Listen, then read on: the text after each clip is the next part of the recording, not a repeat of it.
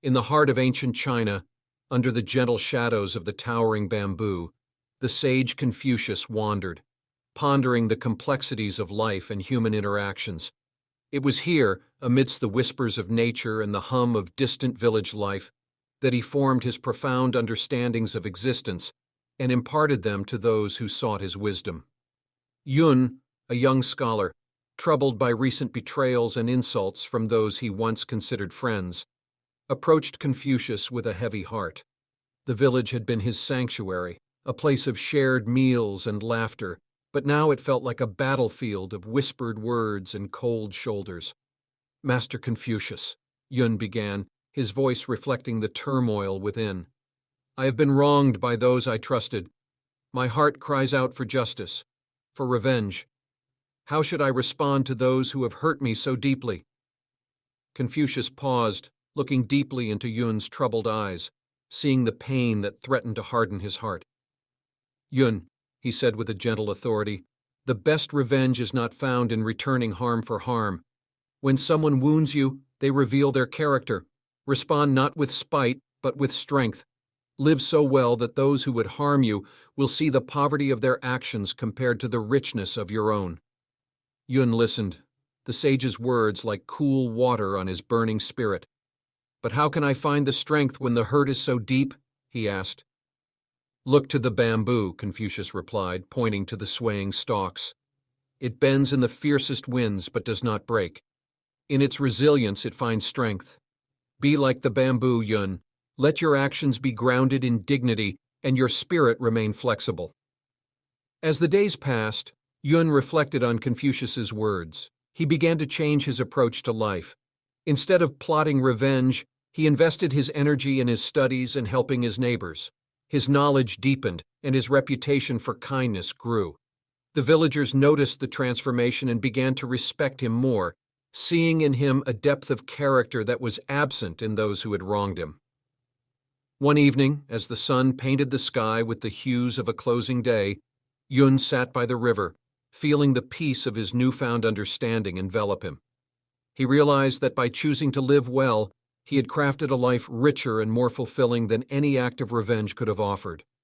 In this serenity, Yun found not only peace, but a subtle power, the power of living by example. Through his actions, those who had hurt him saw a stark contrast between their pettiness and his generosity. This was his true victory, achieved not through strife, but through the silent strength of character. Thus, in the teachings of Confucius, Yun discovered not just the strategy for dealing with his own pain, but a deeper wisdom that would guide him through all life's challenges. The best revenge was indeed to live well, transforming hurt into a catalyst for personal growth and strength. This wisdom, profound yet simple, was the legacy of Confucius, echoing through the ages as a beacon for all who find themselves walking through storms. Months had passed since Yun had adopted the teachings of Confucius into his daily life. The village, once a place of strife for him, had become a community where he was valued and respected. His transformation was not unnoticed, and it began to inspire curiosity among his peers, especially Hua, a fellow scholar who had once joined in the whispers against Yun. One brisk autumn morning, as the leaves painted the ground in shades of gold and amber, Hua approached Yun at the village square. The air was crisp, and the scent of burning pine filled the atmosphere, adding a touch of warmth to the chill. "Yun," Hua began hesitantly, "I have seen a great change in you these past months. The peace and strength you exude. I wish to understand it. How have you come to forgive those who wronged you and find such tranquility?" Yun looked at Hua, recognizing the genuine curiosity in his eyes. "Hua, it was not an easy path, but it was one enlightened by the wisdom of Confucius," he replied. "He taught me that holding on to anger and seeking revenge only harms oneself more than anyone else. By letting go, I have freed myself from a burden that clouded my happiness." Intrigued, Hua nodded, urging Yun to continue. Yun smiled slightly, the memories of his own journey clear in his mind. Confucius once said, "To be wronged is nothing unless you continue to remember it." I learned to focus on building my life and my character instead of dwelling on past hurts. Sensing the depth of Yun's insights, Hua asked if Yun could teach him more about these teachings. Yun agreed, and they began to meet regularly under the old willow tree by the river, where Yun shared not only Confucius's sayings, but also how he applied them to everyday life. Their discussions delved into the nature of forgiveness, the strength found in resilience, and the importance of personal growth. Hua learned to apply these lessons to his own experiences, slowly transforming his outlook on life, just as Yun had. The bond between the two scholars strengthened as they shared wisdom and supported each other's journeys. As word of their meeting spread, more villagers joined their discussions, eager to hear the wise words of Confucius and to understand how they could apply these principles to their own lives.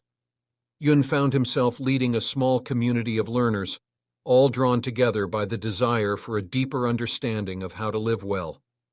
This gathering of minds became a beacon of hope and wisdom within the village. The lessons they discussed rippled out beyond their small circle, influencing the community's interactions with each other. Acts of kindness and words of support replaced the whispers of discord and judgment. The village itself began to embody the teachings of Confucius, becoming a testament to the power of his wisdom. Through these teachings, Yun not only transformed his own life, but also became a catalyst for change within his community. The echoes of Confucius's wisdom had reached through the ages, touching the hearts and minds of those seeking guidance. As the village prospered in spirit and unity, Yun realized that the true essence of revenge was not about lowering others but raising oneself and, in turn, lifting those around him. This was the legacy of wisdom, a gift that kept on giving, proving that the best revenge was, indeed, living a life filled with purpose, peace, and prosperity. As the seasons turned, the village not only flourished in its newfound harmony, but also began to attract attention from nearby communities. Stories of the village's transformation, guided by the sage teachings of Confucius as relayed by Yun, spread far and wide. Scholars and seekers of wisdom journeyed to the village, eager to witness and learn from the community that had turned philosophical teachings into a vivid tapestry of lived experience. Yun, who had once felt the sharp sting of isolation, now stood as a beacon of leadership and knowledge. His home became a place of gathering, where lanterns hung from the eaves cast warm light on scrolls of wisdom and faces eager for enlightenment. One cool evening, as the moon hung like a pale jewel in the sky, an old scholar named Wen arrived at the village. His journey had been long, spurred by tales of a village that lived by the principles of kindness, resilience, and self-betterment. Wen, who had spent his life studying various philosophical doctrines, was curious to see how the teachings of Confucius were applied so successfully in daily life. Yun welcomed Wen with the customary tea ceremony, a symbol of respect and fellowship. As they sipped the fragrant brew, Yun listened intently to Wen's journey and his quest for understanding. It is said that your village not only practices the wisdom of Confucius, but embodies it. I am here to learn how such harmony is achieved, Wen stated, his eyes reflecting a keen intellect and a questing spirit. Master Wen, your journey honors us, Yun replied. Here we strive not just to understand the teachings of Confucius, but to live them in our every action. We believe that wisdom becomes valuable only when it influences how we interact with one another and guides us toward betterment.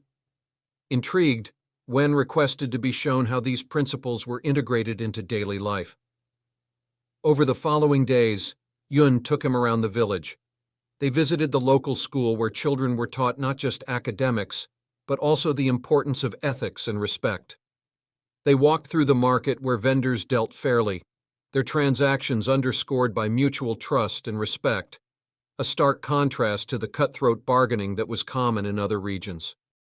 Each evening they returned to Yun's home to discuss the day's observations. Wen was particularly moved by how disputes were resolved in the community, with mediation and a focus on reconciliation rather than punishment. I see now, Wen remarked one evening, that the strength of your village lies not in adherence to rules, but in the commitment to values that foster a collective well-being. As the harvest season approached, the village prepared for the annual festival, a celebration of both the crop yield and the community's spirit. Yun invited Wen to join the festivities, which included music, dance, and sharing the harvest feast. The festival also served as a communal reflection on the year's challenges and triumphs, reinforcing the bonds among the villagers. During the festival, Wen was deeply touched by the unity and joy that pervaded the atmosphere. He realized that the teachings of Confucius had sown seeds of compassion and integrity that had blossomed into a thriving, resilient community. This was a practical demonstration of philosophical wisdom manifested in everyday life. Before departing, Wen expressed his gratitude to Yun, promising to share the insights he had gained with others. "Your village not only practices wisdom but radiates it," Wen declared. "I leave here richer than I arrived, filled with knowledge that true harmony is cultivated through the heart and spirit of its people." Yun stood watching as Wen's figure receded along the path leading away from the village. He felt a profound sense of accomplishment, knowing that the ripple of their lived wisdom would now extend even further, touching more lives and perhaps transforming more communities. In this way, the best revenge, the transformation of pain into a force for good, had not only healed Yun's own wounds, but had also sown the seeds of change far beyond what he had ever imagined. The harvest of harmony was indeed bountiful, a testament to the enduring power of living one's values.